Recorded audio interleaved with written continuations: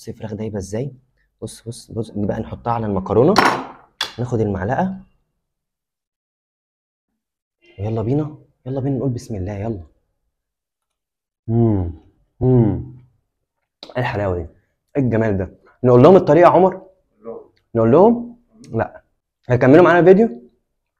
طب يلا بينا ونخش نشوف الطريقه. بص يا باشا، اول حاجه هنصلي على النبي ونقوم نازلين عند الراجل بتاع الفراخ، جايبين من عنده من كيلو الا ربع دبابيس. هنقوم متبلينها بملح وفلفل اسمر، وهنفضل ندعك فيها كده عشان التتبيله تخش في كل مكان.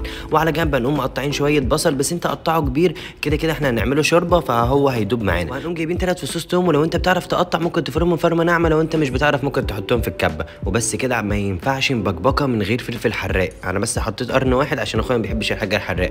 واهم مكون عندنا الجنزبيل، انا عايزك تقشره بالمعلقه، عشان لو انت قشرته بالشوكه هياخد منك كميه كتيره وهيهدر منك. بعد ما فرمنا الجنزبيل بتاعنا نقوم جايبين 3 طماطمات ضاربينهم في الكبه، ونازلين عليهم ب3 معالق صلصه مع رشه ملح وفلفل اسمر وشويه سكر كده عشان حموضه الصلصه. وبس كده يا باشا. وفي اي حله عندنا هنقوم نازلين بمعلقتين سمنه ورشه زيت، وهنقوم مدين تحميره بسيطه للفراخ بتاعتنا. دوبك كده نديلها تحميره بسيطه ونقوم شايلينها على جنب. وفي نفس الحله بتاعتنا نقوم نازلين بالبصل بتاعنا، واول ما يبدا لونه يتغير هنقوم نازلين عليه بالثوم، بعدين بالجنزبيل والشطه. انا بقى عايزك تركز معايا في الخطوات الجايه اللي انا هقول لك عليها. لو انت دايما عايز تطلع نكهه الحاجه فانت لازم تحط البهارات في الزيت. يعني احنا دلوقتي هنحط القرفه وهنقوم نازلين برشه ملح ورشه فلفل اسمر وشويه كمون وشويه كزبره وشويه بابريكا. احنا ادينا حطينا البهارات في الزيت، فانا كده اضمن لك ان الاكله هيبقى كلها مبهره بكميه قليله. هنقوم نازلين برشه خل عشان الحاجات اللي لازقه كده في الطاسه. بعدين هنقوم نازلين بصلصه الطماطم بتاعتنا وندي لها تقلبتين 3 لحد ما تتسبك، وهنقوم راجعين بالفراخ ونازلين يعني بشويه ميه سخنه كده، وهنقوم مغطيينها وسايبينها حوالي تلت ساعه لحد ما الفراخ تستوي معانا. وبعد تلت ساعه او ربع ساعه اول ما الفراخ تستوي معانا هنقوم نازلين بكيس او كيسين مكرونه على حسب الكميه اللي موجوده عندك، وهنقوم مقلبين كل حاجه مع بعض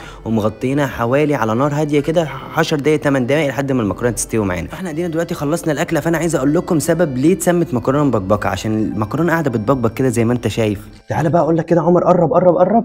تعالى بس خلينا نوريهم كده واحنا بننزلها شكلها هتعمل ازاي. وري. تعالى بص بص بص بص بص الحلاوه، يا سلام. كادوا من فرط الجمال اذوبوا. ايه الحلاوه دي؟ ايه الحلاوه دي؟ بص بص بص بص. في الاخر كده ايه، نقوم نازلين بقى برشه بقدونس. قرب لهم عمر، لا قرب لهم عمر عمر عمر، قرب لهم، ما ينفعش كده، قرب قرب قرب. ايه الحلاوه دي؟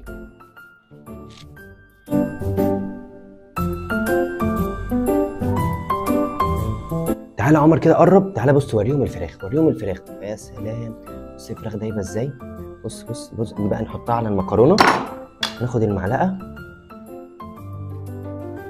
يلا بينا. يلا بينا نقول بسم الله يلا. امم ايه الحلاوه دي؟ ايه الجمال ده؟